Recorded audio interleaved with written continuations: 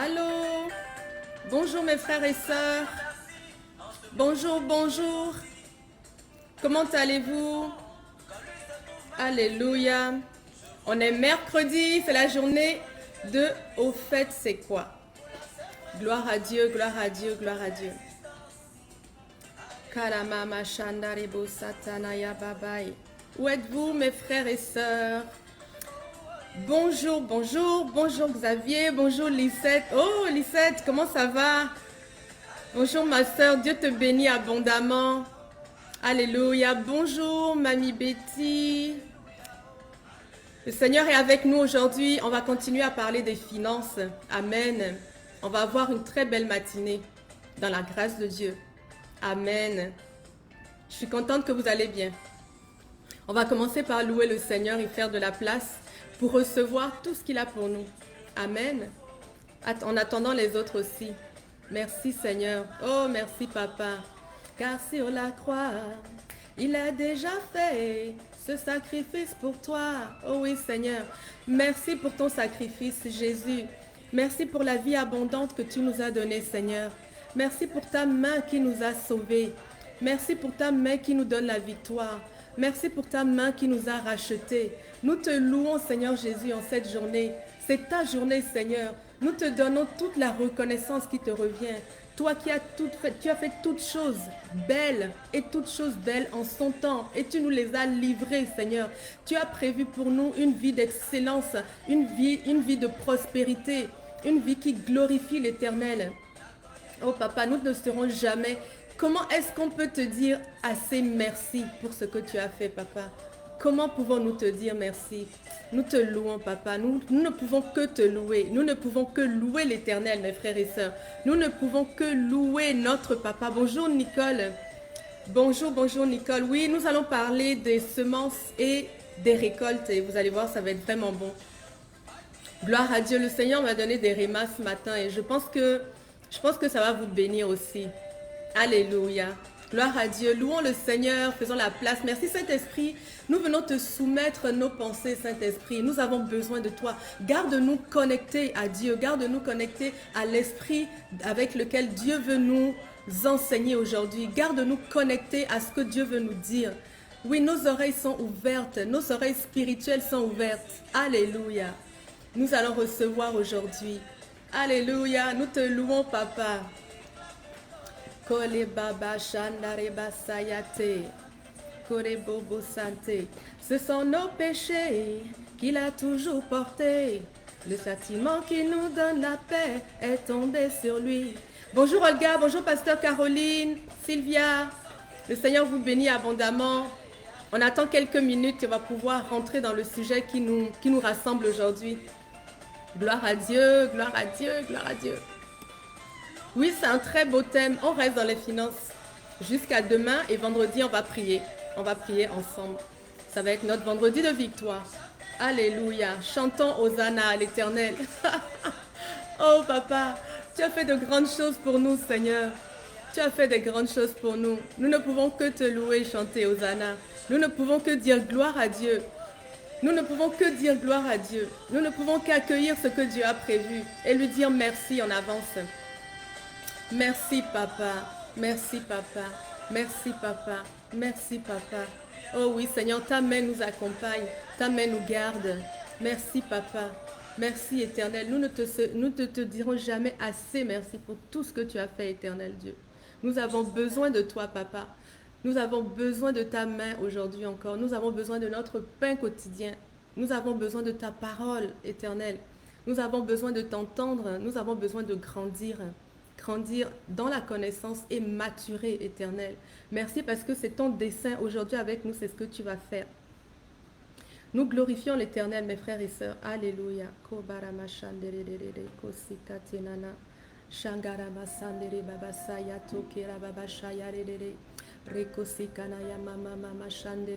Oui Seigneur, oui Saint-Esprit, nous t'accueillons. Nous savons que tu es au milieu de nous, Esprit de vérité.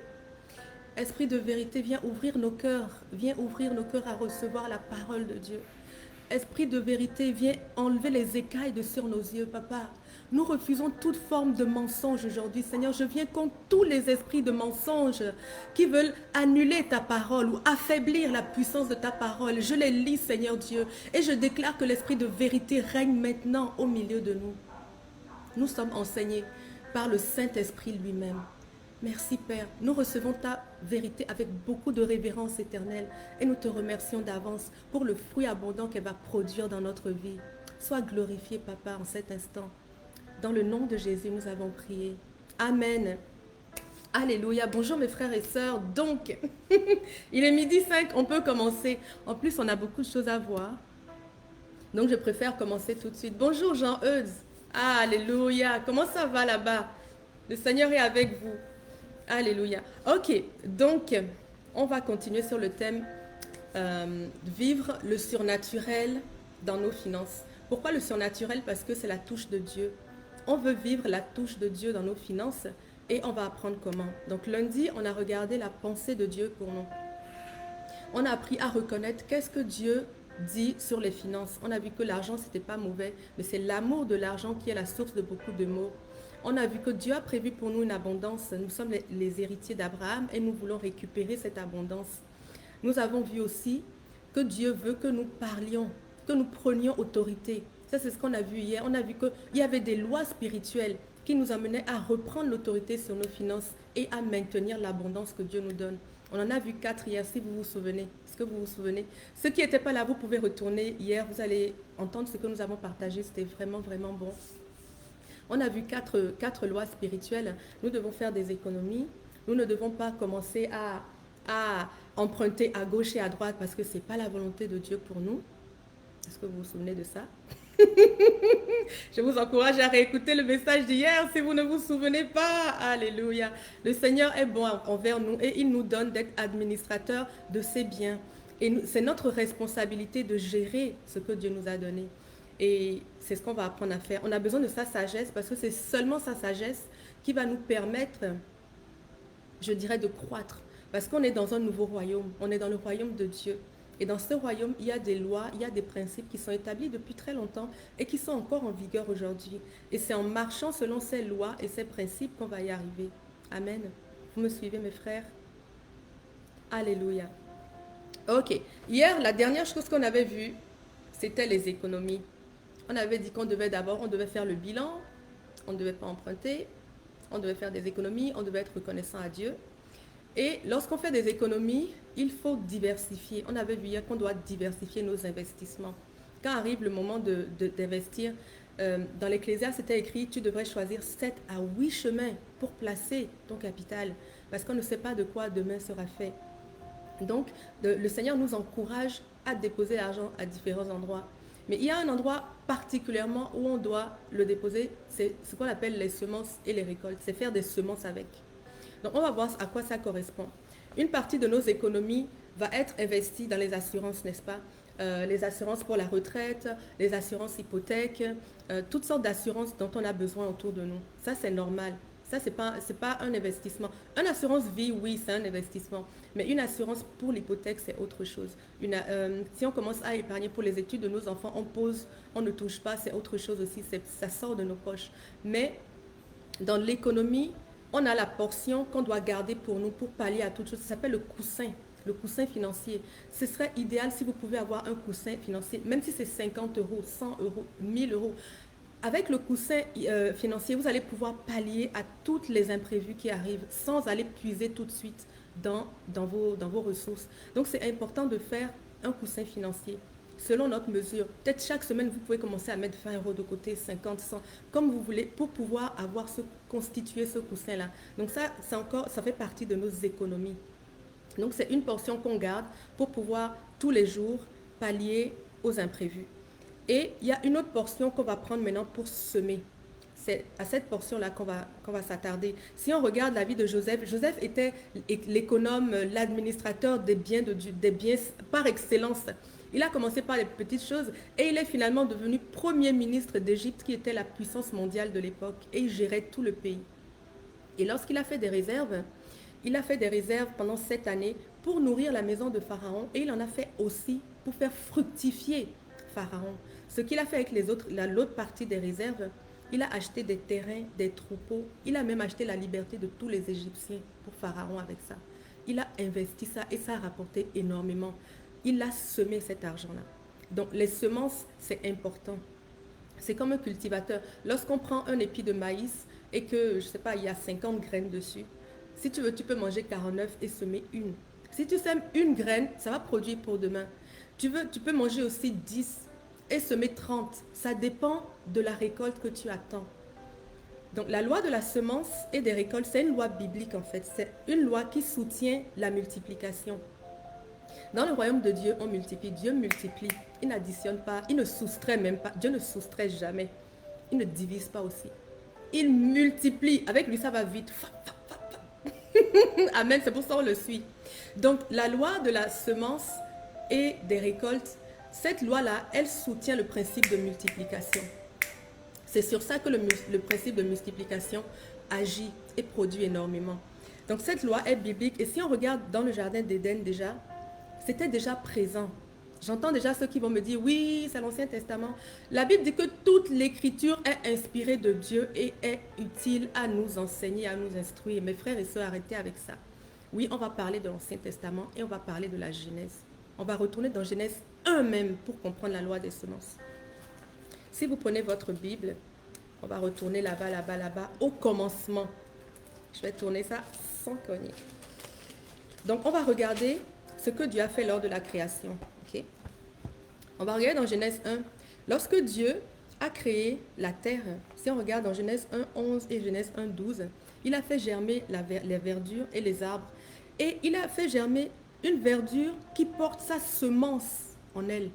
La verdure, hein? Une verdure qui porte sa semence en elle. Il a fait pousser des arbres fruitiers dont les fruits portent leur semence. C'est important. La semence, depuis la création, elle fait partie de ce que Dieu a positionné en premier. Sans la semence, il n'y a rien qui peut croître. C'est pour ça que lorsque Dieu a façonné tout ce qu'on voit, la nature et tout, il a prévu les semences dans les arbres, dans tout ce qu'on voit en fait, pour que la multiplication puisse avoir lieu. Amen. Si on descend encore, on regarde au verset 19, 20 et 21. Dieu a créé les animaux marins et etc. Il les a créés, c'est écrit, il a créé des grands animaux, des êtres vivants qui se meuvent, etc.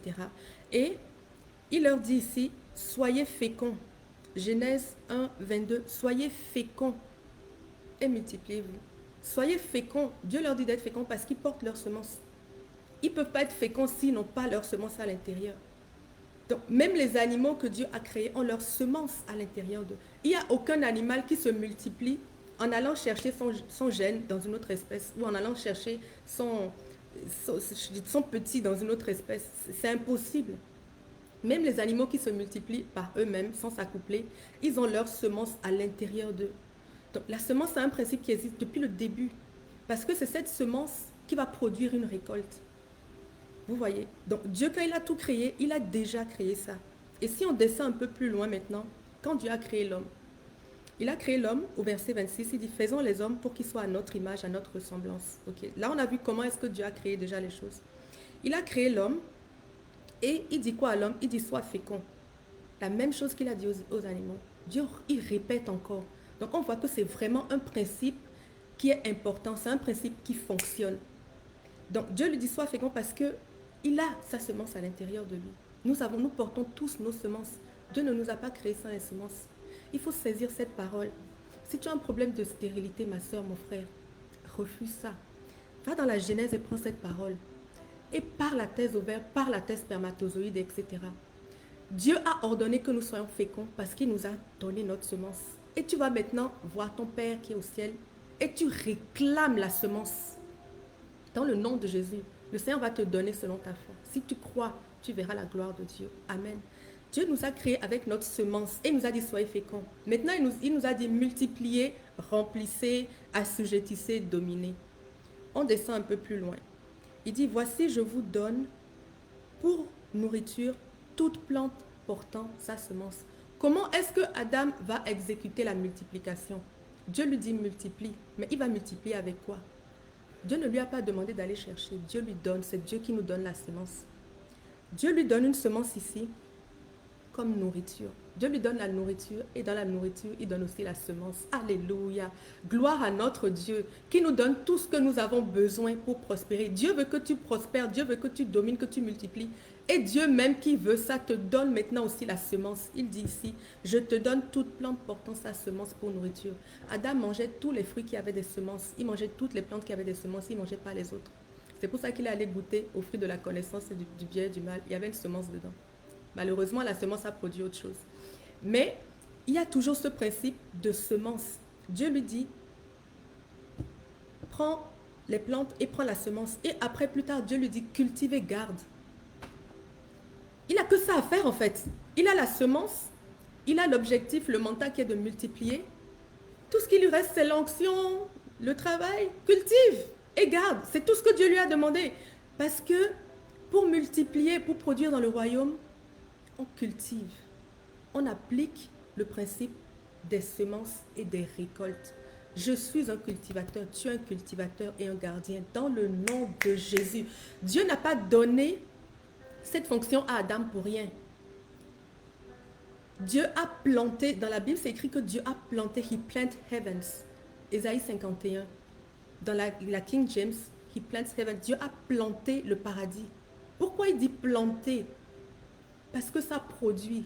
Il met la semence et elle produit une récolte, elle multiplie. C'est comme ça que Dieu a créé tout ce qui est autour de nous. Et ce principe, nous pouvons l'appliquer dans nos finances.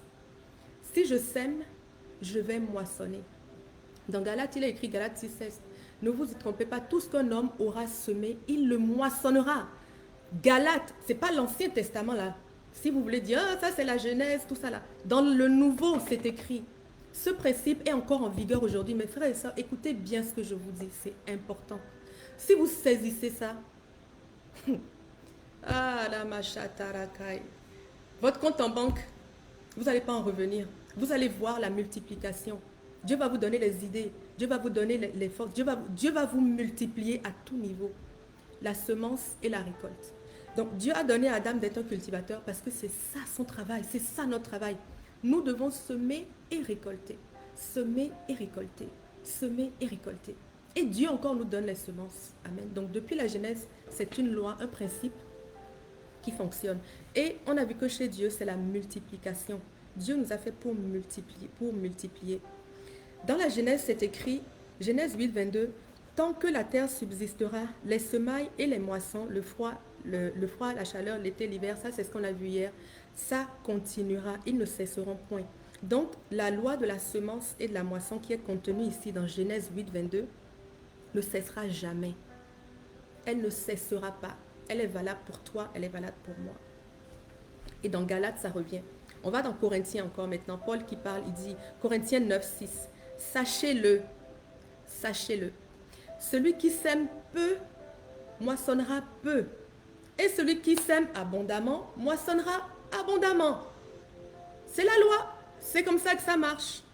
Et il dit, au 9, 10, il dit, 2 Corinthiens 9, 10, il dit, celui qui fournit la semence au semeur, on a vu que c'est Papa Dieu, Daddy God, notre Père, il nous fournit la semence. Celui qui fournit la semence au semeur et du pain pour sa nourriture vous fournira et vous multipliera. Alléluia. Les trois notions sont là, semence, récolte, multiplication. Amen.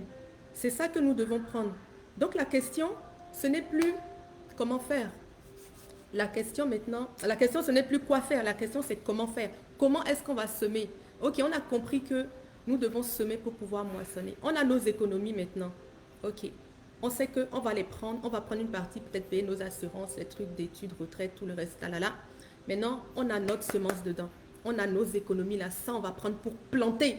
Parce que quand le temps de la récolte va arriver, moi là, je veux que mon panier soit plein. Et tu sèmes en fonction, pas de tes capacités de maintenant, mais aussi en fonction de tes prévisions. Si tu veux beaucoup, dépose beaucoup. Si tu as un peu, dépose beaucoup du un peu. Si tu as 3 graines, tu peux semer 2. Ça va produire 2 épis avec 2 plants avec 5 épis chacun. Si tu sèmes 1, c'est 1 plant. Multiplie. Si tu as beaucoup, sème beaucoup. Si tu as moins, sème beaucoup du moins aussi. Dans le nom de Jésus, tu as de la semence. On a tous de la semence.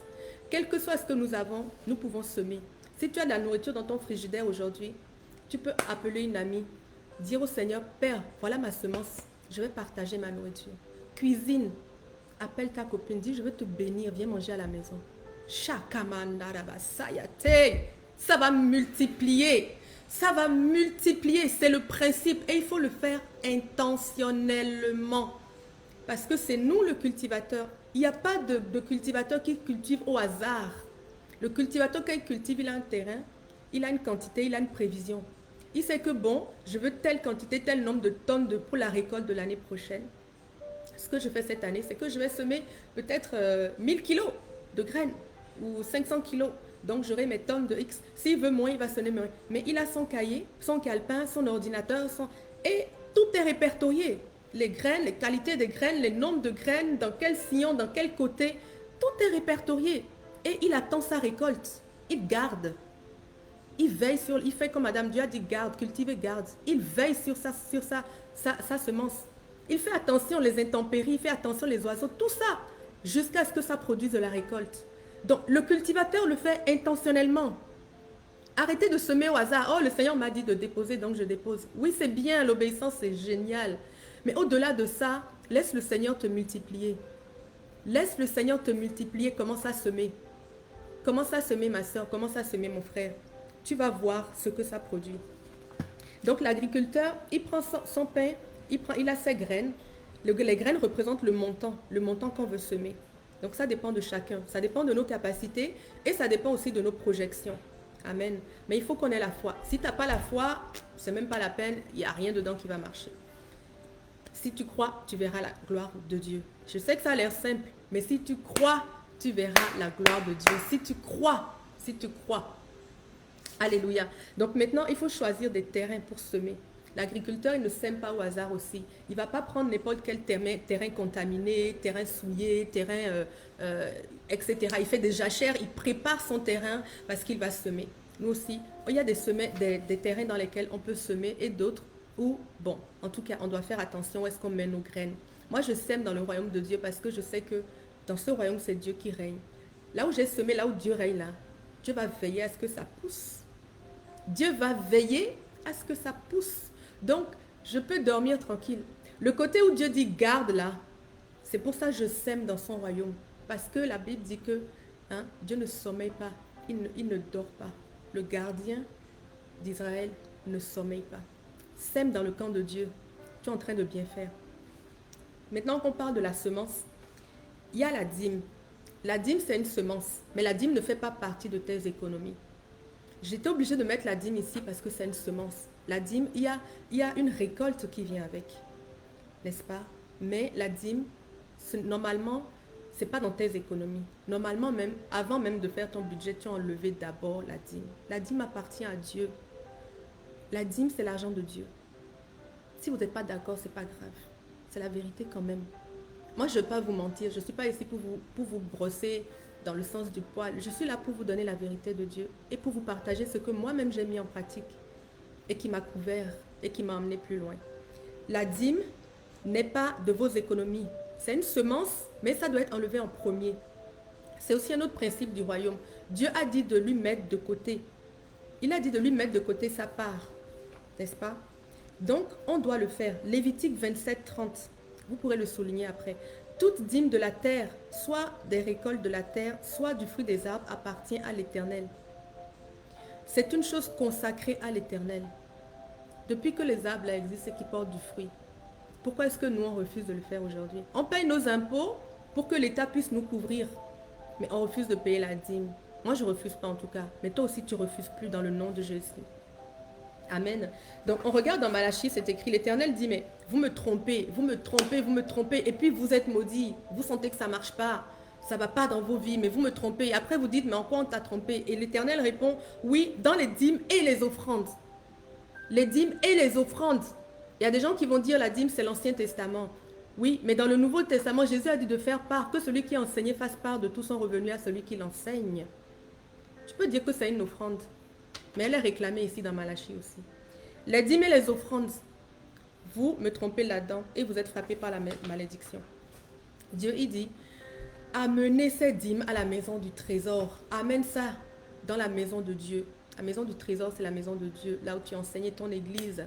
Amen. Amène ça à ton église pour qu'il y ait toujours de la nourriture dans la maison de Dieu. Dieu dit, mets-moi ainsi à l'épreuve, hein, et tu verras si. C'est pour ça qu'on dit que la dîme, c'est une semence. Tu verras si. Le si là, c'est ce que Dieu te promet.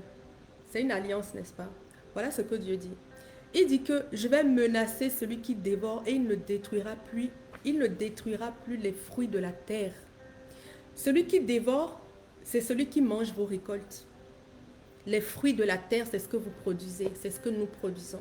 Et il y a quelqu'un qui s'amuse à les manger. Il s'appelle Satan. Tu reçois ton salaire, tu ne sais pas comment est-ce que... Il y a toujours des imprévus. Ça fuit. Tu as l'impression que l'argent est liquide ou bien l'argent est vaporeux ou je ne sais pas. Dès que ça rentre, ça a disparu. C'est pas normal. Mes frères, c'est pas normal. On doit vivre dans l'abondance. Il y a un dévoreur qui est en train de piller tes greniers, de piller ton compte. Au nom de Jésus, rends à Dieu ce qui lui appartient et installe-le comme gardien, comme toit sur tes finances. La dîme, c'est un toit. Moi, dans ma maison, j'ai un toit. Je ne suis pas obligée d'avoir un toit, mais je préfère avoir un toit. Si je n'ai pas de toit, les intempéries, les oiseaux, les voleurs, tout ça menace ce que j'ai de plus précieux. À commencer par mes enfants. Amen. La dîme, c'est notre toit. Si tu n'as pas de toit sur ta maison, comment tu dors en sécurité? Dieu, il dit qu'il te garantit, il te protège. Personne ne va venir encore dévorer le fruit de la terre. Le fruit, ça dit que tu as semé, tu as veillé, tu as arrosé. Quand ça produit, maintenant l'autre vient manger. Dieu va dire non. Il dit, ta vigne ne sera plus stérile dans les campagnes. C'est-à-dire que lorsque tu as semé, l'arbre a poussé, ça va maintenant produire du fruit. Parce que si tu sèmes et que tu ne vois pas du fruit, peut-être que le dévoreur mange avant que tu ne te lèves. Dieu dit, je vais veiller à ça. Dors tranquille. Il dit aussi, tu seras heureux et tu seras un pays de délices. Ça, c'est le contrat que Dieu nous a donné. Moi, je veux ce contrat-là. Je trouve que c'est excellent. Parce que quand j'ai semé là, je ne veux pas que quelqu'un d'autre mange ma récolte.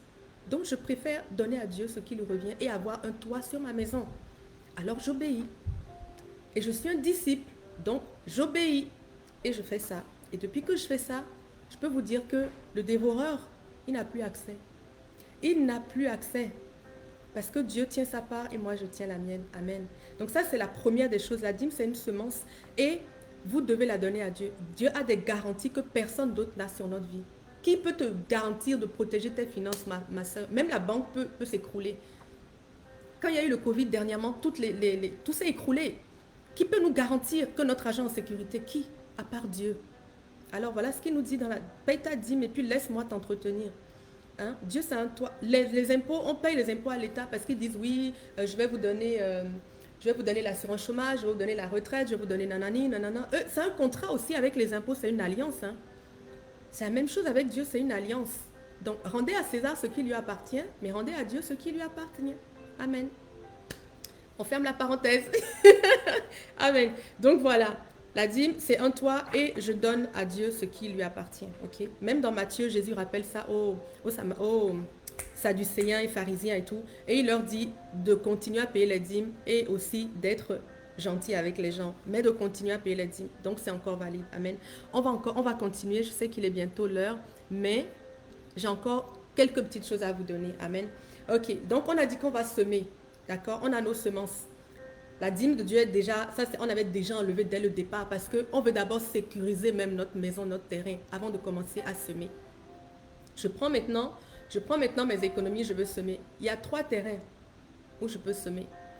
Il y a les prémices, les offrandes et les aumônes. Les prémices, les offrandes et les aumônes. C'est 3 terrains différents dans lesquels tu peux semer et t'attendre à récolter avec le principe de la multiplication. Si tu sèmes les prémices, les offrandes et les aumônes, tu es en train de semer dans le camp de Dieu, dans la direction de Dieu, avec les directives de Dieu. Donc, la multiplication va opérer toute seule. La promesse de Dieu va opérer toute seule. Ok. Qu'est-ce que c'est les prémices? C'est la première part de ton salaire. Ça peut être une journée de ton salaire, ça peut être une semaine de ton salaire, ça peut être un mois de ton salaire. Il y a les gens qui donnent 1 an de leur salaire, je ne sais pas comment ils font, mais il y a des gens qui donnent 1 an de leur salaire. En fait, ils investissent. C'est un investissement, c'est une semence. il ne faut pas le voir comme j'ai donné à Dieu. Non, j'ai semé et c'est volontaire. C'est toi qui sèmes en fonction de ce que tu escomptes comme récolte, en fonction de ce que tu attends. Donc, les prémices, ça peut être une journée. Honore, c'est écrit dans Proverbe 3,9. Honore l'Éternel avec tes biens, avec les prémices de tout ton revenu. Donc, les prémices, c'est un terrain dans lequel on peut semer, un bon terrain. Tu peux le semer à ton pasteur, tu peux le semer à une sœur, tu peux... Sème ça dans le royaume de Dieu. Parce que tu veux multiplier. Amen. Ok, ça c'est les prémices. Les offrandes. Moi, avant, je pensais que les prémices, c'était forcément tout le mois. Mais Dieu, un jour, m'a dit, dépose une semaine. J'ai dit, mais c'est pas assez, Père. Il dit une semaine. Et après, j'ai compris que on peut donner une journée, une semaine, un mois, un an. Ok, on passe aux offrandes. Les offrandes, qu'est-ce que c'est? Les offrandes, c'est des dons qu'on fait à des ministres de Dieu ou à des ministères de Dieu, mais qui ne sont pas, ça, c'est pas la dîme. Là où la dîme s'est arrêtée, là, c'est là que l'offrande commence.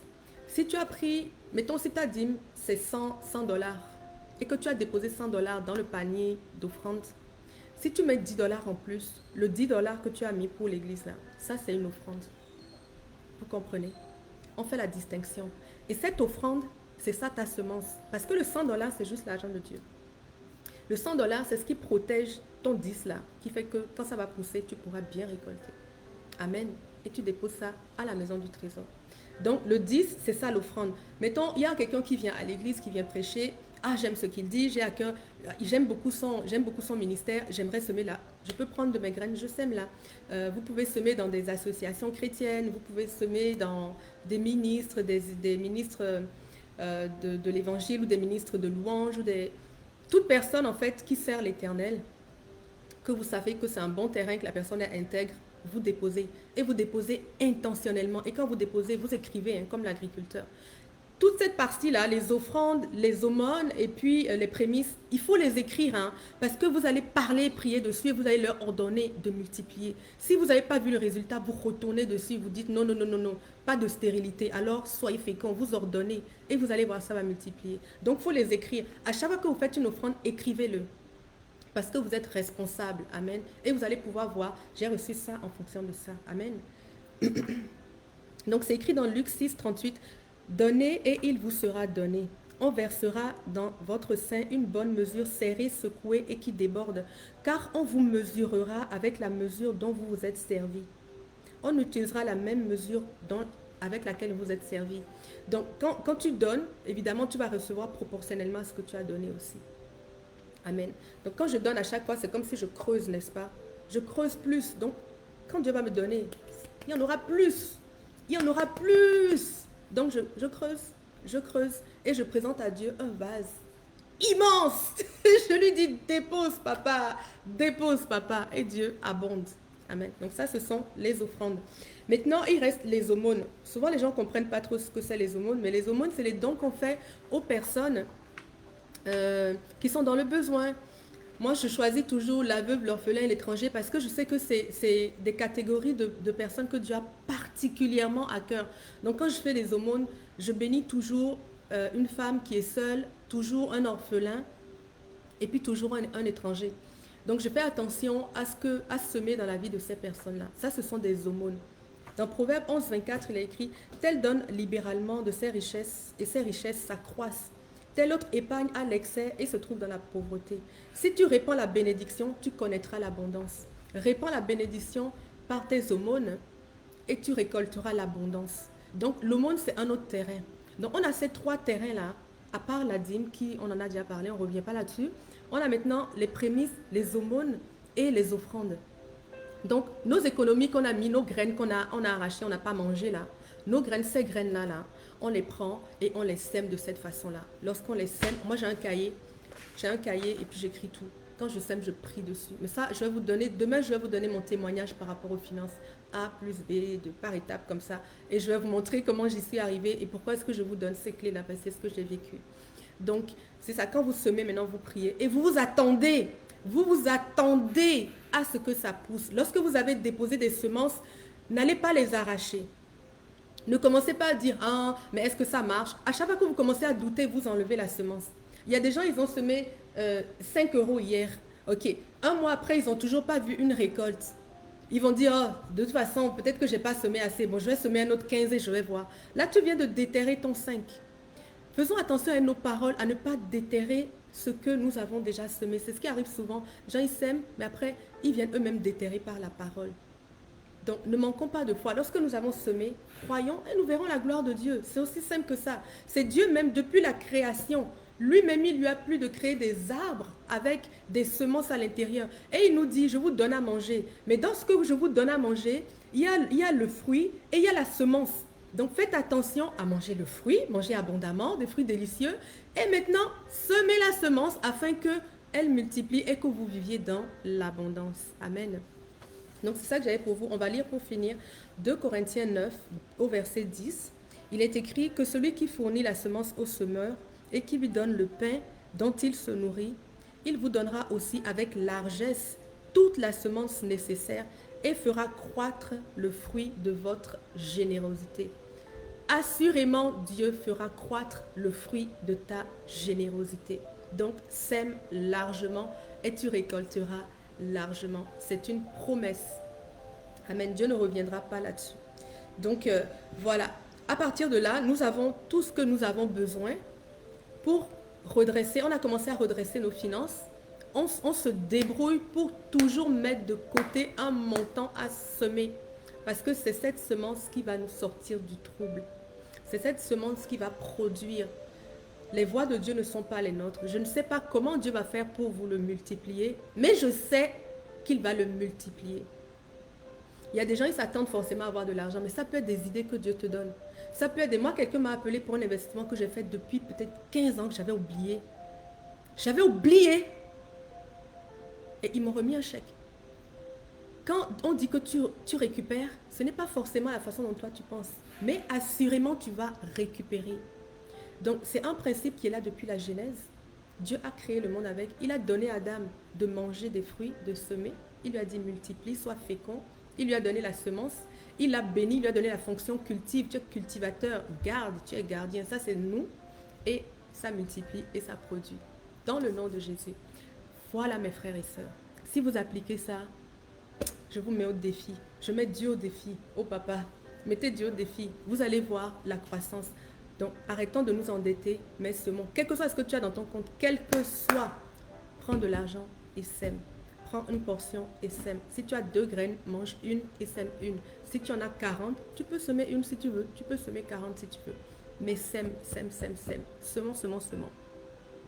Gloire à Dieu. Est-ce que vous avez des questions? Il faut enseigner la parole de Dieu. Oui, amen, amen, amen, amen. Oui, oui, oui, oui, oui. Nous avons besoin de cette parole. C'est elle qui nous libère. La parole nous affranchit. Mais pas seulement la parole lue, la parole reçue. Elle nous affranchit. Elle nous libère. Alléluia. Soyez libérés. Prions pour le Seigneur. Soyons libérés des dettes, de la disette, des petitesses, de la pauvreté et tout ça. On renonce, on refuse ça, Seigneur. Nous te prions, Seigneur Dieu. Nous avons compris que nous sommes des enfants de roi. Nous sommes dignes, Seigneur. Tu nous as choisis, tu nous as élevés avec le Christ. Alléluia, et nous te remercions pour ça. Toi qui nous as considérés, tu nous as valorisés. Oh papa, nous te sommes reconnaissants, Seigneur. Tu nous as toujours accordé de la valeur. Dès le jardin d'Éden, tu as tout créé autour de nous. Pour nous, tu nous as aimés à ce point-là. Et nous recevons ton amour aujourd'hui. Nous recevons ton amour. Reçois l'amour de Dieu. Si tu n'as pas encore donné ta vie au Seigneur, tu peux juste lui dire, Seigneur Jésus, je veux connaître ce Dieu d'abondance. Je me rends à Dieu, Seigneur Jésus, viens dans ma vie. Viens dans ma vie. Je te donne ma vie. Et le Seigneur Dieu est réconcilié avec toi et tu deviens un enfant de Dieu. Gloire à Dieu. Merci Seigneur pour tous les enfants de Dieu que nous sommes. Merci pour ta volonté de nous bénir. Merci pour l'abondance que tu as créée pour nous. Merci Seigneur parce qu'à partir d'aujourd'hui, nous allons pouvoir en jouir pleinement. Nous avons toutes les clés. Nous avons compris ce principe, nous avons compris cette loi et celle que tu nous as donnée hier aussi et ce que tu nous as dit avant-hier. Seigneur, nous sommes aguerris, nous sommes forts. Saint-Esprit, emmène-nous à mettre en pratique ce que nous avons reçu. Que nous ne soyons pas des auditeurs oublieux. Que ça ne rentre pas ici, que ça sorte là. Je veux déclarer que les oiseaux ne mangeront pas les semences que vous avez reçues dans la parole aujourd'hui.